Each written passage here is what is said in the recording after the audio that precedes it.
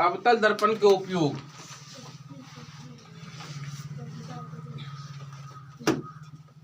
तेजी में आप लोग लिखेंगे अवतल दर्पण के उपयोग। हाँ बोलिए। नहीं लिखे अवतल दर्पण के निम्नलिखित उपयोग है। सबसे पहले ध्यान दीजिए कि देखिए, मान लीजिए अगर ये अवतल दर्पण है, यहाँ पर अगर कोई वस्तु को लाएंगे तो इसमें प्रतिबिंब बड़ा बनेगा छोटा बनेगा? बड़ा बनेगा। क्या होगा? बड़ा बनेगा। देखिए हम लोग जब जाते हैं दाढ़ी बनाने के लिए या बाल बनाने के लिए, हम लोग का दाढ़ी बाल क्या रहता है? छोटा छोटा रहता है।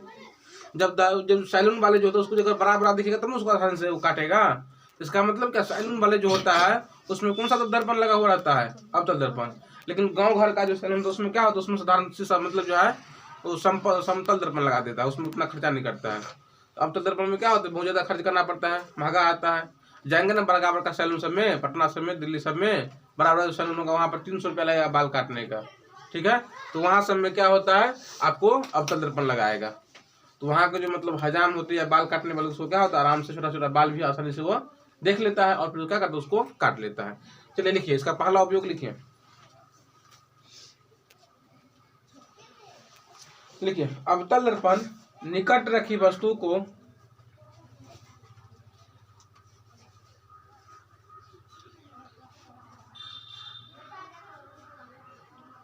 अवतल दर्पण निकट रखी वस्तु को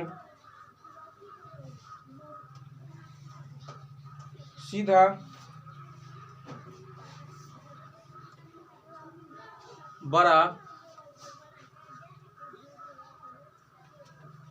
एवं आभासी प्रतिबिंब बनाता है।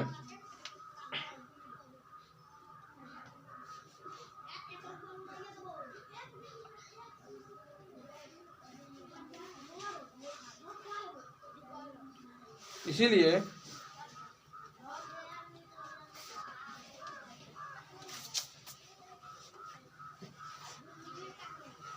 इसका उपयोग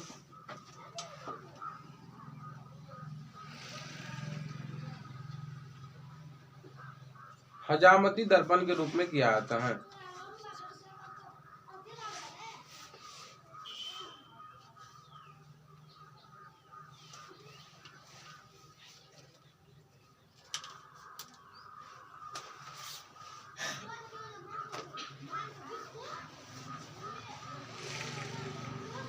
चलिए पहला उपयोग समझ गए। अब देखिए दूसरा उपयोग क्या है। देखिए दूसरा उपयोग मान लीजिए टॉर्च है। ध्यान दीजिए, कोई टॉर्च है या कोई गाड़ी के मान लीजिए हेडलाइट है या कोई सर्च लाइट है, उसमें क्या होता है? अवतल दर्पण लगा हुआ रहता है। इससे क्या होता है? जब बल्ब को, ध्यान दीजिए, जब हम लोग बल्ब को अवतल दर्पण के फोकस पर रखते हैं तो वहां से जब प्रकाश परावर्तन होता है तो परावर्तन के बाद क्या होता है? वो समांतर बहुत दूर तक वो चला जाता है। इसलिए क्या होता है? टॉर्च सब में क्या होता है? अवतल दर्पण का उपयोग किया जाता है। चल लिखिए,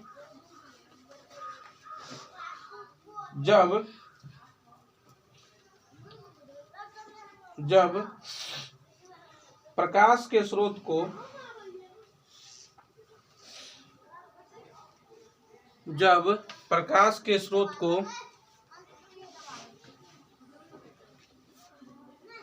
अवतल दर्पण के फोकस पर रखा जाता है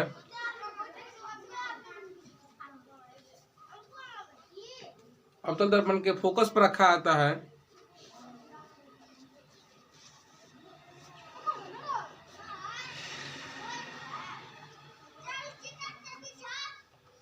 तो प्रकाश परावर्तन के बाद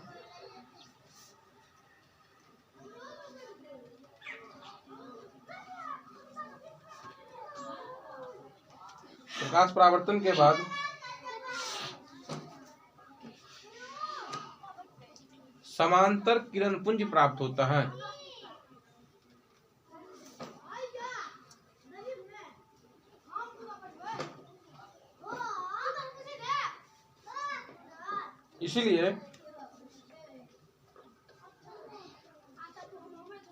इसीलिए टॉर्च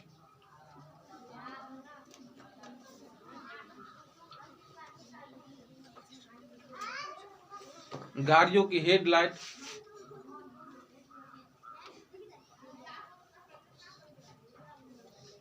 इत्यादि में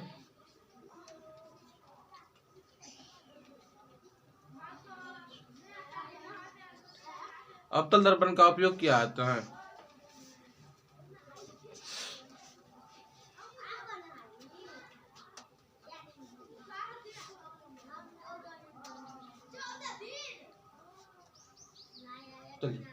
दूसरा उपयोग हम लोग देख लिए, अब हम लोग को देखना है तीसरा उपयोग। अब देखिए, डॉक्टर होते हैं जो आपको नाक का इलाज करेगा, कान का इलाज करेगा, उसके बाद जो है दांत का इलाज करेगा। इस तरह के जो डॉक्टर होता है उसको क्या होता है, थोड़ा कम ही जगह तो उसमें क्या करता है, उसको बड़ा अच्छे से देखना पड़ेगा। मान लीजिए जो कान के डॉक्टर होंगे, कान में छेदा बहुत कम होता है, और जब उसको सही से देखेंगे नहीं तो कैसे उसको इलाज कर पाएंगे, कान में क्या है नहीं है।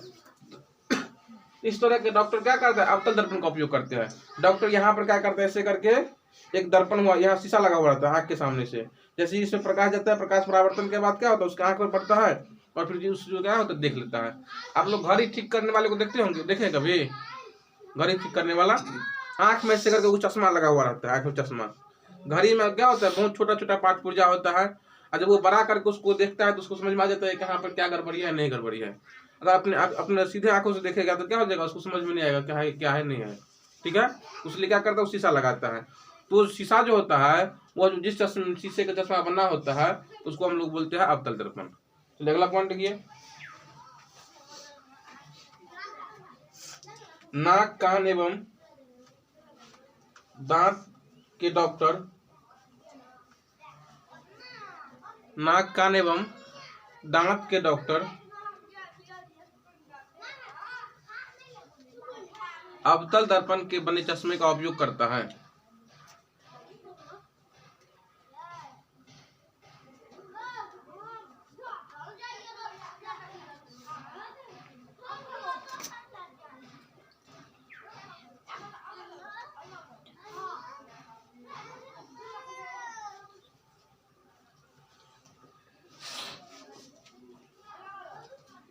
क्योंकि अवतल दर्पण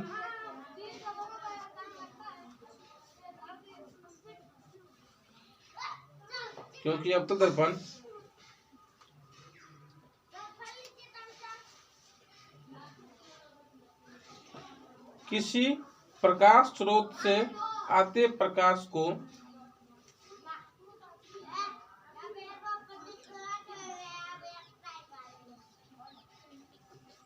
एक छोटी जगह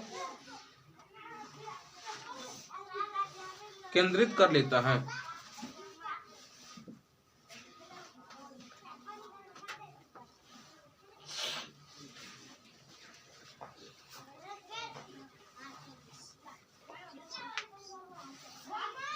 हो गया, चलिए अब चौथा लिखिए। आप देखिए चौथा क्या है, आप लोग सौर भट्ठी का नाम सुने होंगे, जिसको हम लोग सोलर प्लेट कहते हैं। गांव घर में भी लोग उसको क्या करते उपयोग करते हैं। सौर भट्ठी अलग हो गया, ठीक है। सोलर भट्ठी में क्या होता है, सूर्य का जो प्रकाश है ना वो उसको एक जगह आना चाहिए, ठीक है। और जब आएगा तो उसको क्या करेगा, उस प्रकाश को अवशोषित कर लेता है, और फिर कहाँ पर, जहाँ पर आपको जो मशीन लगा उस मशीन में क्या करता है, भेज देता है। तो मान लीजिए ये सोलर प्लेट है, यहाँ मान लीजिए क्या है, सूर्य है, तो सूर्य के प्रकाश को क्या करता है, एक बिंदु पर क्या करते हैं, केंद्रित करता है। केंद्रित मतलब क्या होता है, एक बिंदु पर लाता है, ठीक है। और जिससे क्या होता है, उसको सहूलियत होता है कोई काम करने में। तो लिखिए अगला पॉइंट, सौर भट्ठी में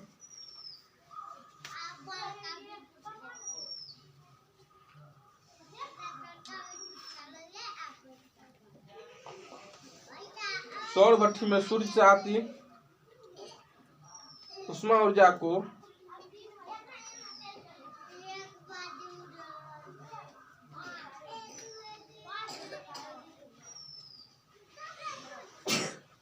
बड़े अवतल दर्पण द्वारा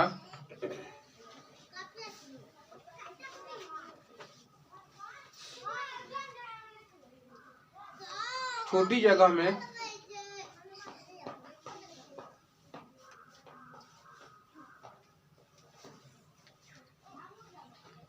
केंद्रित किया जाता है।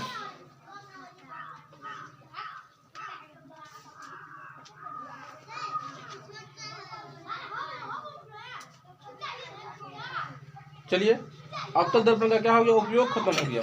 अब हम लोग पढ़ेंगे उत्तल दर्पण का उपयोग।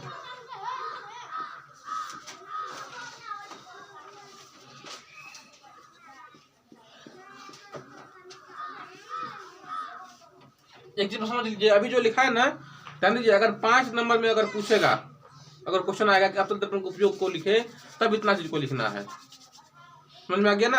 अगर मान लीजिए कोई जगह 2 ही नंबर में आपको पूछ दिया कि अवतल दर्पण का उपयोग लिखिए, या अवतल दर्पण का उपयोग क्या है, उस चीज को जो है लिखिए, तो 2 नंबर का क्वेश्चन क्या होना चाहिए, छोटा होना चाहिए। तो देखिए उसको कैसे लिखेंगे, इसको लिखेंगे हजामती दर्पण के रूप में। हजामती मतलब क्या होता है, हजाम सब जो होता है वो जो दर्पण उपयोग करता है, तो पहला क्या पॉइंट क्या देंगे, हजामती दर्पण के उपयोग में। दूसरा पॉइंट देंगे जो गले नाक कान के जो डॉक्टर होते हैं उसके जो इलाज करते हैं उसके चश्मे में, ठीक है। उसके बाद क्या देंगे, सौर भट्ठी में। उसके बाद क्या देंगे, टॉर्च, वाहन की हेडलाइट इत्यादि में क्या होता है दर्पण का उपयोग होता है। बस इतना ही लिख देंगे। ध्यान दीजिए, परीक्षा में जिस तरह का क्वेश्चन रहेगा उस तरह का उसका जवाब देना है। मान लीजिए अगर कोई क्वेश्चन है 5 नंबर का और उसको 2 लाइन में लिख दिए, तो 5 नंबर का भी नहीं मिलेगा। या मान लीजिए कोई छोटा ही आप उसको तैयारी करके गए हैं, ठीक है, अब वो क्वेश्चन अगर पूछ दिया 5 नंबर, कोई जरूरी नहीं है कि 2 नंबर वाला क्वेश्चन 2 नंबर पूछेगा। कभी कभी 2 नंबर वाला क्वेश्चन क्या करेगा, आपको 5 नंबर दे देगा। उस चीज को क्या करना है, बड़ा करके लिख देना है। अपना भी थोड़ा सेंस लगा के, अपना भी थोड़ा दिमाग लगा के करना, उसको थोड़ा बड़ा करके 5 6 10 मिनट में कर देना है। उसको सब बताया जाएगा जब आप लोग का एग्जाम का टाइम आएगा, जब एग्जाम देने जाएंगे 10वीं क्लास का, तो सब बताया जाएगा। 1 दिन पहले 2 दिन पहले जब आप लोग का विदाई समारोह होगा, अभी तो बहुत समय ना, अभी तो 10वीं में एवे किया है, फिर क्या होगा, विदाई समारोह होगा, फिर उसको आप लोग को जो है सारा निर्देश बताया जाएगा। अब लिखिए उत्तल दर्पण के उपयोग। चलिए, इसका एक ही उपयोग हम लोगों को पढ़ना है।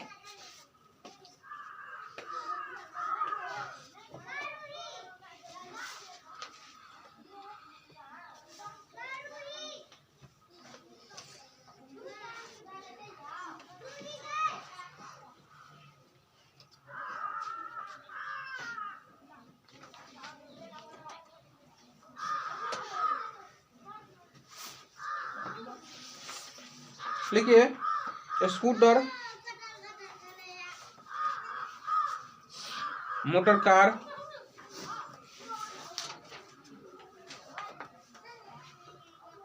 बस इत्यादि के साइड मिरर में, इत्यादि के साइड मिरर में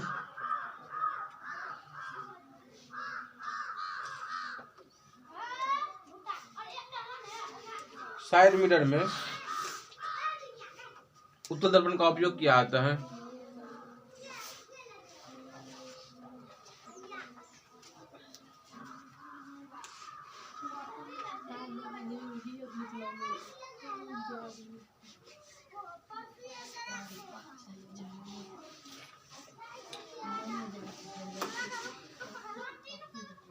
क्योंकि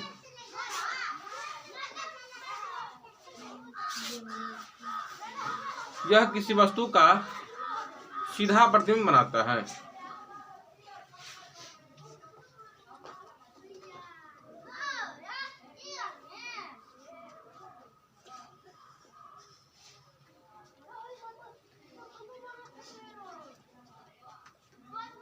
है, क्योंकि यह किसी वस्तु का सीधा प्रतिबिंब बनाता है। चलिए, इतना लिखना है। देखिए, दर्पण आपको देखो परीक्षा में पूछेगा, आपको कंफ्यूज करेगा। 2 चीज होता है, एक होता है आप लोगों को पूछेगा कि कोई गाड़ी है, उसके साइड मिरर में किस दर्पण का उपयोग किया जाता है। 4 को ऑप्शन का आपको दिया रहेगा, तो किसका उपयोग किया जाता है, उत्तल दर्पण। आप पूछेगा गाड़ी की हेडलाइट, हेडलाइट का मतलब क्या होता है, आगे देखने वाला। अब देखिए, अगर पूछता है आपको हेडलाइट, हेडलाइट आगे होता है ना, तो आगे आपको किया जाएगा अवतल दर्पण। आगे क्या किया जाएगा, अवतल दर्पण। और एक होता है साइड मिरर, क्या पूछेगा आपको, साइड मिरर। तो साइड मिरर में क्या होता है, उत्तल। ध्यान दीजिए, हेड क्या होता है, आगे ना, तो उससे क्या करेंगे, आगे वाला करेंगे, ओ वाला बनाएंगे, तो क्या हो जाएगा, अवतल हो जाएगा। और साइड मतलब पीछे देखने वाला। गाड़ी में 2 तरह का शीशा होता है ना, एक ऐसे होता है जो मतलब आगे आपको जो अंधेरा में क्या करेगा, और रोशनी देगा, वहाँ भी शीशा होता है, उसको हम लोग बोलते हैं हेडलाइट। ये हो जाएगा आपको अवतल दर्पण। और एक होता है पीछे देखना, पीछे कौन आ रहा नहीं आ रहा है, हमको किधर बगलना है नहीं बगलना है, कौन गाड़ी है नहीं है, उसको हम लोग बोलते हैं साइड मिरर। ये आपको होता है उत्तल दर्पण। परीक्षा में कंफ्यूज कर देता है, अब विद्यार्थी भी कंफ्यूज हो जाता है। विद्यार्थी कंफ्यूज इसलिए होता है कि मास्टर उसको सही से बताते नहीं है, बस उसको लिखा आता है, तो कभी साइड वाला में बोल देगा ये बोला है, उत्तर वाला में बोल देगा ये बोला।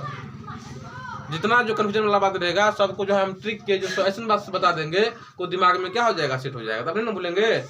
हेड का मतलब क्या होता है, हेडलाइट का मतलब क्या होता है, आगे देखने वाला। तो आगे देखने वाला मतलब क्या होता है, और से वाला, आगे वाला। ठीक है, चलिए अब आप लोगों का जो है दर्पण का उपयोग खत्म हो गया। अब हम लोग को पढ़ना है चिन्ह परिपाटी। लिखिए चिन्ह परिपाटी क्या होता है।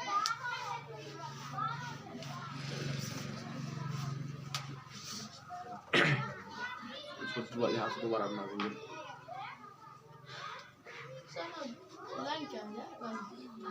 अर्थिंग गड़बड़ी है कि तो मैंने तो पावड़े हो तो दिक्कत होगा। चलिए ध्यान दीजिए, देखिए हम लोगों को पढ़ना है चिन्ह परिपाटी।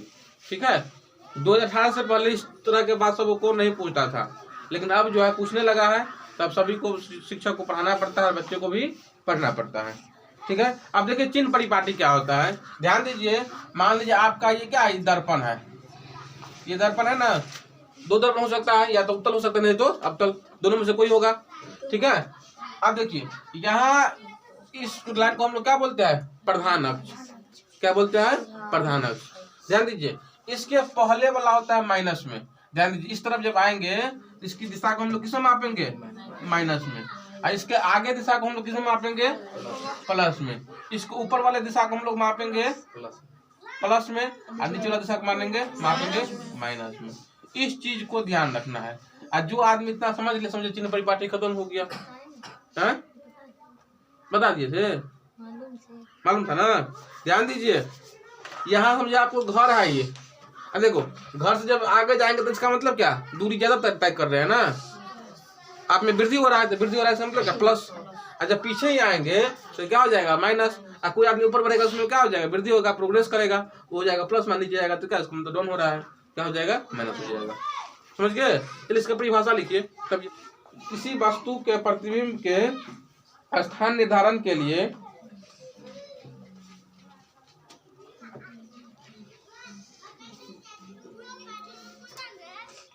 दूरियों की एक चिन्ह परिपाटी होती है। दूरियों की एक चिन्ह परिपाटी की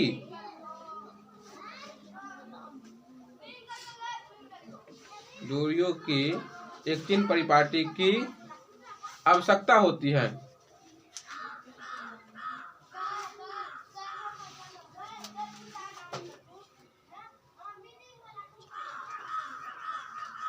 जिन्हें चिन्ह परिपाटी कहते हैं।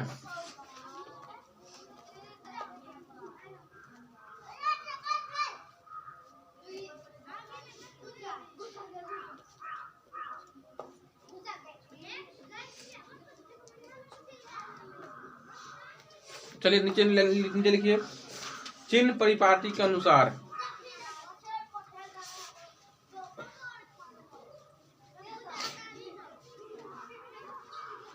चिन्ह परिपाटी के अनुसार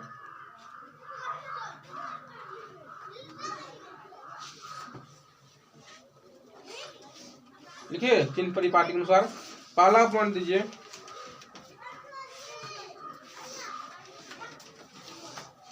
देखिए दर्पण का मुख अक्ष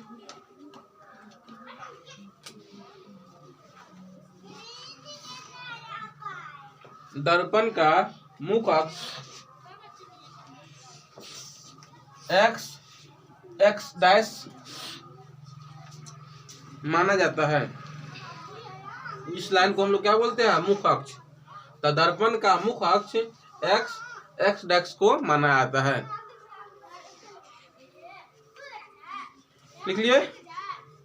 अब देखिए, लिखिए अगला पॉइंट, ये इसको हम लोग बोलते हैं ध्रुव।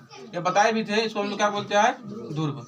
जितना भी दूरी मापेंगे ये ध्रुव से ही मापेंगे। इधर रहेगा तो माइनस में, इधर रहेगा तो प्लस में, इधर 5 गया तो 5 बोलेंगे, 10 गया तो 10 बोलेंगे, तो कहाँ से मापेंगे, यहाँ से, ध्रुव से। तो लिखिए सभी दूरियां दर्पण के ध्रुव से मापी जाती है।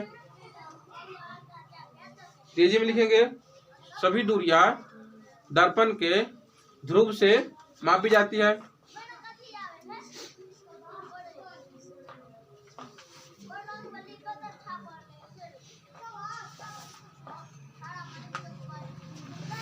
चलिए यहाँ देखिए, वर है, इसमें प्रकाश कैसे आता है, इस दिशा में जाता है ना। ध्यान दीजिए, प्रकाश मान लीजिए की ओर जा रहा है, तो प्रकाश इधर से ओर जा रहा है ना, तो इस दिशा में जितना दूरी होगा प्लस में होगा, आज के विपरीत दिशा में दूरी क्या हो जाएगा, माइनस में। अगला पॉइंट लिखिए, आपतित प्रकाश की दिशा में मापी गई दूरियां धनात्मक।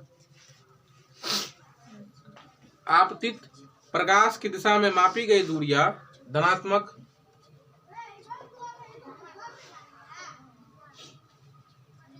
तथा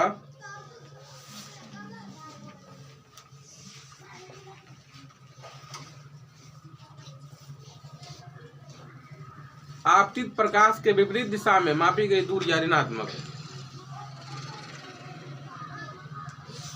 आपतित प्रकाश के विपरीत दिशा में मापी गई दूरियां ऋणात्मक होती है।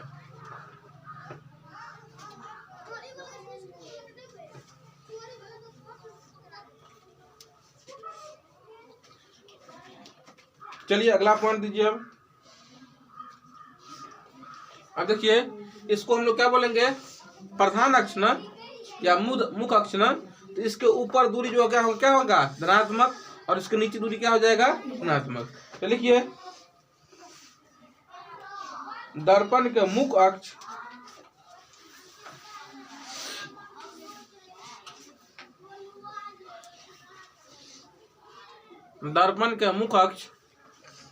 के लंबवत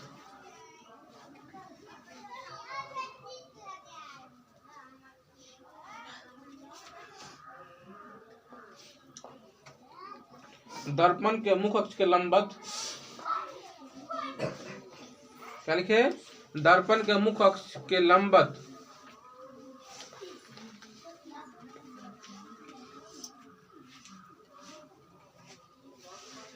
दर्पण के मुख्य अक्ष के लंबवत ऊपर की ओर। हाँ लिखिए, सुनिए, दर्पण के मुख्य अक्ष के लंबवत ऊपर की ओर मापी गई दूरियां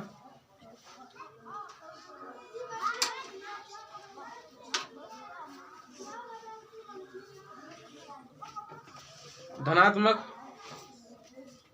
तथा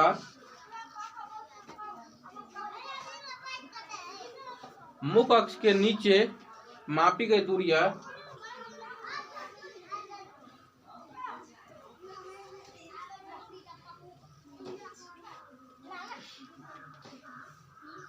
चलिए, अगर आपसे पूछ दे परीक्षा में कि चिन्ह परिपाटी क्या होता है, उसके क्या क्या तौर तरीके होते हैं, क्या नियम कानून होते हैं, सारा लिखने के लिए जितना बात लिखा थी उस चीज को लिख देना है। ठीक है, इसमें एक भी बात नहीं छोड़ेंगे, जितना नंबर का क्वेश्चन रहेगा पूरा नंबर मिल जाएगा।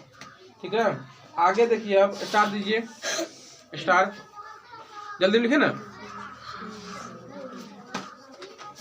अवतल दर्पण की वक्रता त्रिज्या तथा फोकस दूरी ऋणात्मक होती है। अवतल दर्पण की वक्रता त्रिज्या तथा फोकस दूरी ऋणात्मक होती है।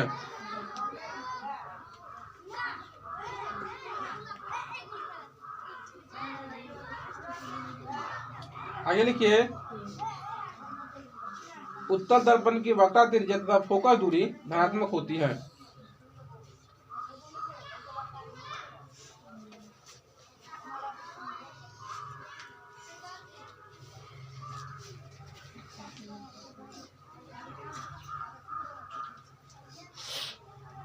उत्तल दर्पण की वक्रता त्रिज्या तथा फोकस दूरी धनात्मक होती है।